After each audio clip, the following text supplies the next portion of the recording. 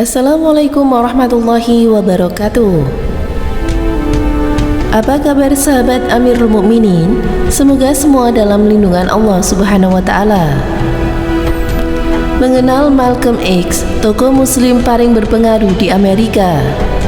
Nama Malcolm X dikenal dunia berkat kegigihannya dalam memperjuangkan hak asasi manusia. Di Amerika Serikat, namanya tertulis dalam sejarah sebagai tokoh muslim Afrika Amerika paling berpengaruh. Bagaimanakah kisah hidupnya? Terlahir dengan nama Malcolm Little sebelum akhirnya berganti nama menjadi El-Had Malik Al-Sabah pada 19 Mei 1925 di Omaha, Nebraska, Amerika Serikat. Malcolm X adalah seorang anak pendeta sekaligus pemimpin lokal dari Universal Negro Improvement Association, sebuah organisasi yang mencoba menahankan kemandirian dan juga kebanggaan berkulit hitam. Ibunya berasal dari Grenada. Sejak kecil kehidupan Malcolm sudah tidak baik-baik saja. Ayahnya meninggal karena dibunuh saat usianya masih sangat kecil, yakni 6 tahun. Sementara ibunya masuk rumah sakit jiwa. Malcolm kecil pun hidup di panti asuhan, terpisah dari keenam saudaranya. Di sekolah, meski terbilang sebagai siswa yang unggul, dia memilih keluar setelah seorang guru kulit putih mengatakan kepadanya bahwa menjadi pengacara, cita-cita terbesarnya pada saat itu, bukanlah sebuah tujuan yang realistis untuk seorang negro.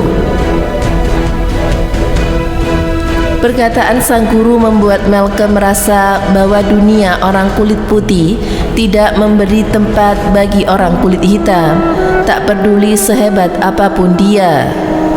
Malcolm lantas mulai terlibat dalam transaksi obat bius, perjudian, pemerkosaan, perampokan, dan juga mucikari, hingga akhirnya masuk penjara di usia 20 tahun.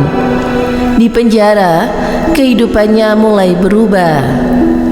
Lebih tepatnya setelah dia mengenal Nation of Islam, sebuah gerakan keagamaan yang relatif baru dan bertujuan untuk memperbaiki kondisi spiritual, mental, sosial, dan ekonomi dari Afrika Amerika di Amerika Serikat. Karirnya di Nation of Islam melesat hingga tak lama setelah pembebasan bersyaratnya pada tahun 1952, ia menjadi salah satu pemimpin organisasi. Dari sini dia mulai menggunakan nama Malcolm X. Namun, keberadaannya dalam Nation of Islam tidak bertahan lama.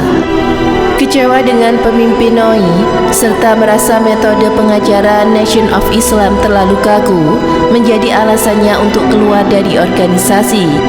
Dia lalu mendirikan Muslim Mosque yang menganjurkan persatuan Afrika dan selalu bekerja sama dengan para pemimpin hak-hak sipil, suatu yang tidak bisa dilakukan selama ini di NOI. Ia juga memutuskan untuk lebih mendalami Islam dan berhaji di Mekah. Pasca perjalanan spiritualnya, Malcolm mulai melihat Islam sebagai sarana untuk mengatasi masalah rasial. Ia melihat Muslim berinteraksi satu sama lain, terlepas dari warna kulit, rambut, mata, dan sebagainya. Dari sini, berlahan tapi pasti, Malcolm X menjadi salah satu pembicara yang paling dicari. Dia menjadi pembicara di televisi dan radio di banyak negara di Afrika, termasuk Mesir, Ethiopia, Tanganyika, Nigeria, Ghana, Guyana, Sudan, Senegal, Liberia, Aljazair, dan juga Maroko. Namun sayang, pengaruh Malcolm X yang semakin besar malah semakin membuat ketegangan antara dirinya dan kawannya di Nation of Islam. Dia mulai mendapatkan ancaman pembunuhan. Mulai dari peletakan bahan peledak di mobilnya hingga kebakaran rumahnya di Queens, New York. Malcolm X selamat. Namun tidak demikian pada upaya ketiga.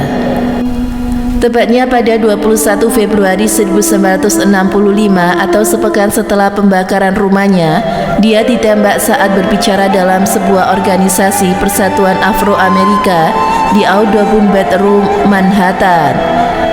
Total 3 orang. Pria pertama menembaknya di dada dengan senapan sandwich of belaras ganda. Setelah itu, 2 penembak lainnya naik ke panggung dan menghujani dengan pistol semi otomatis. Malcolm X dinyatakan meninggal pada pukul 15.30 tak lama setelah tiba di Columbia Presbyterian Hospital. Laporan otopsi menyebut ada 21 peluru bersarang di badannya, 10 diantaranya di dada kiri dan bahu, sisanya di lengan dan juga kaki. Semoga kisah ini bermanfaat. Wallahu a'lam bissawab. Wassalamualaikum warahmatullahi wabarakatuh.